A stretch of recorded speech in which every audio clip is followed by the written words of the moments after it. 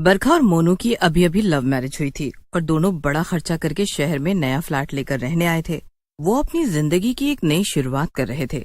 एक दिन बरखा अपने कमरे में कुछ उदास बैठी थी कि तभी वहाँ पर मोनू आ जाता है और उससे कहता है, क्या हुआ बरखा, तुम ऐसे उदास क्यों बैठी हो? क्या बात है? देखो ना मोनू, शादी के बाद हमने अपने सारे बचे हुए पैसे ये फ्लैट लेने में लगा दिए। हम तो एक हनीमून पर भी नहीं जा पाए। सब पति पत्नी शादी के बाद कहीं घूमने जाते हैं, इसलिए मुझे बहुत दुख हो रहा था। अरे बस इतनी सी बात बरखा। देखो, मैं तुम्हें कहीं दूर घुमाने तो नहीं ले जा सकता, मगर मैं तुम्हें जंगल सफारी पर लेके चलूंगा। क्या? जंगल सफारी? हाँ, देखो बरखा, यहाँ शहर के बाहर एक जंगल है। वहाँ पर जंगल सफारी होती है। हम एक गाड़ी में बैठकर जंगल की सैर करने जाएंगे। वो अभी नया नया खुला है, तो उसमें ज्यादा पैसे भी नहीं लगेंगे और हमें खूब मजा भी आएगा। अरे वाह मोनू, ये तो बड़ा अच्छा आइडिया है।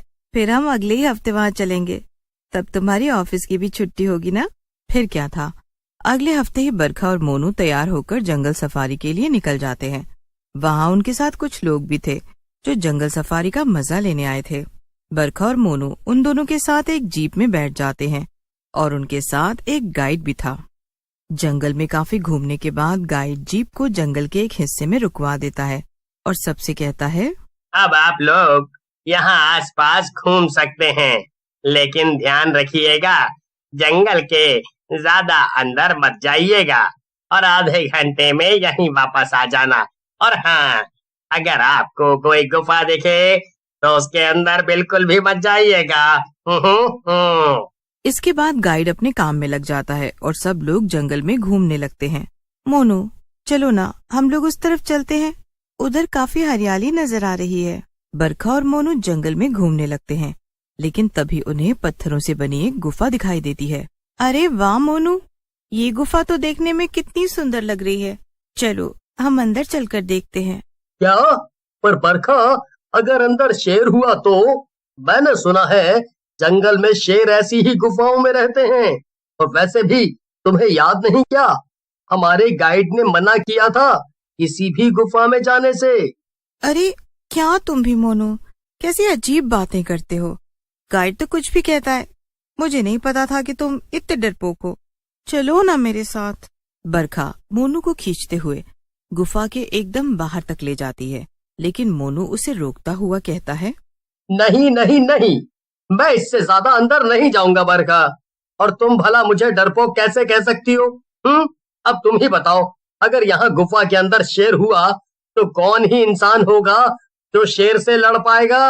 अरे मैं ये सब नहीं जानती, मुझे तो बस अंदर जाना है। अगर तुम मेरे साथ नहीं चले तो मैं अकेले ही चली जाऊंगी। मोनू और बरखा वहीं गुफा के बाहर खड़े होकर लड़ने लगते हैं और उनके लड़ने का शोर सुनकर गुफा के अंदर सो रही खूंखार जिंदा चुड़ैल जग जाती है। कौन है जिसने मुझे नींद से जगाया?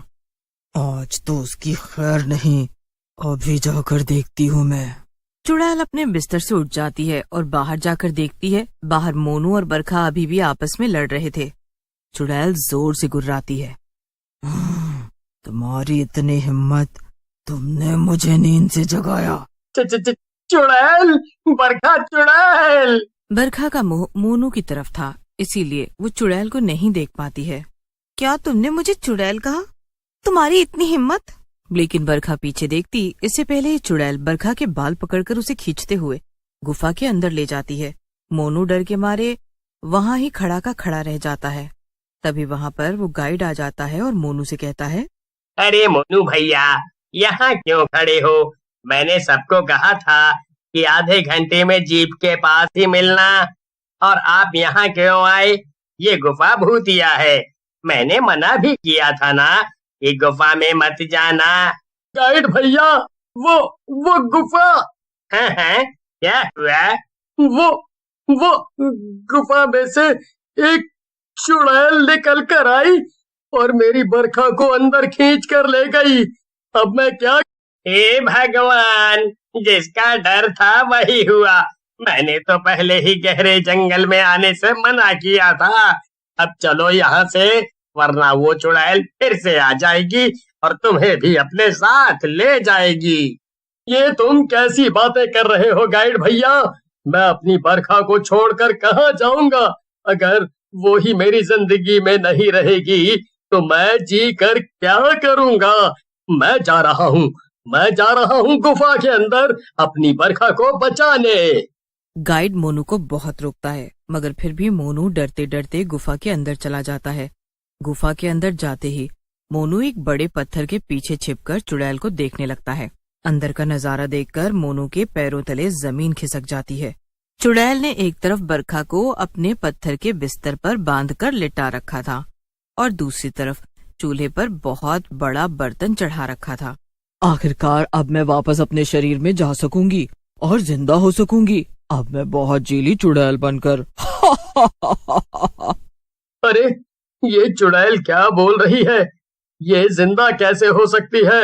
लोग तो सिर्फ मरने के बाद ही चुड़ैल या भूत बनते हैं, और ये मेरी बरखा के साथ आखिर करने क्या वाली है? उधर चुड़ैल बर्तन में पानी उबाल रही थी। थोड़ी देर में चुड़ैल गुफा के अंदर और गहराई में चली जाती है। अरे, ये चुड़ैल अंदर कहाँ चली गई?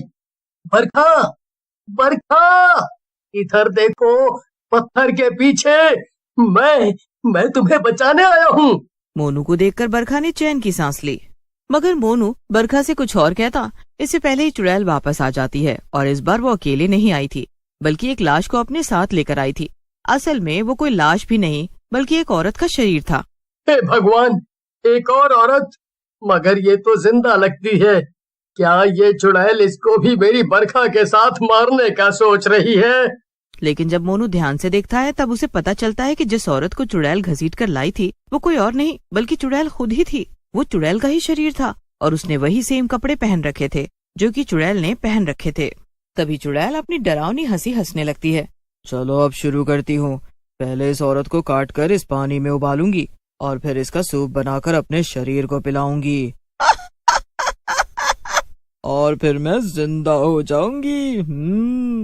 नहीं, मेरे साथ ऐसा मत करो, मुझे छोड़ दो, जाने दो। ऐसे कैसे छोड़ दूं? वैसे भी तूने ही तो अपनी मौत को आमंत्रण दिया। मैं तो इस गुफा में कैद हूँ, यहाँ से बाहर भी नहीं जा सकती। मगर तू खुद चलकर गुफा के मुंह तक आई थी, ऊपर से तूने मुझे जगा भी दिया, और अब तू कहती है कि मैं तुझे मारूं भी ना। वाह, क्या बकवास बात कर दी तूने। मगर चुड़ैल की बात सुनकर मोनू समझ जाता है कि उसे क्या करना है। लगता है कि ये खूंखार चुड़ैल अभी जिंदा है, और ये इसका शरीर जो है इसी की वजह से ये जिंदा है। अब बस मैं एक ही कोशिश कर सकता हूँ अपनी बरखा को बचाने की। इतना कहकर मोनू अपनी शर्ट उतार लेता है और अपनी पैंट की जेब से एक छोटी शराब की बोतल निकाल लेता है। मोनू शराब को अपनी शर्ट पर डालकर वहाँ पड़े कुछ पत्थरों को घिसने लगता है। ऐसा काम करने से शर्ट में आग लग जाती है। फिर मोनू अपनी शर्ट को उठाता है और जल्दी से जाकर चुड़ैल के जिंदा शरीर पर फेंक देता है। ऐसा करने से चुड़ैल का शरीर आग की लपटों में जलने लगता है। तू कहाँ से आ गया? ये क्या किया तूने? ये मेरे वापस जिंदा होने का आखिरी तरीका था। अब मैं क्या करूं? चुड़ैल अपने शरीर को आग से बचाने की बहुत कोशिश करने लगती है और इतनी देर में मोनू बरखा को अपने कंधे पर उठाकर गुफा के बाहर की तरफ दौड़ता है। मोनू बरखा के साथ जल्दी से बाहर निकल आता है। जैसे ही मोनू बरखा गुफा के बाहर निकलते हैं तो वो देखते हैं कि बाहर गाइड के साथ साथ कई और लोग भी मौजूद थे। वो सब लोग जंगल के पास बने गांव से थे।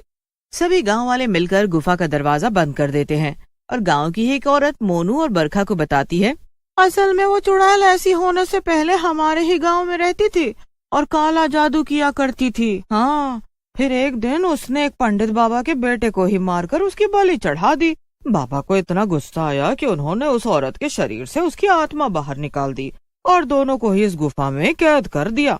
शायद वो इसकी बलि चढ़ाकर खुद को वापस जिंदा कर लेती और अपना शरीर वापस पा लेती। खैर, अब ये वो ही जाने, लेकिन अब वो चुड़ैल हमेशा हमेशा के लिए अंदर कैद हो गई है। मोनू और बरखा चैन की सांस लेते हैं और सही सलामत अपने घर वापस चले जाते हैं और वो गुफा की चुड़ैल हमेशा के लिए गुफा में ही कैद होकर रह जाती है।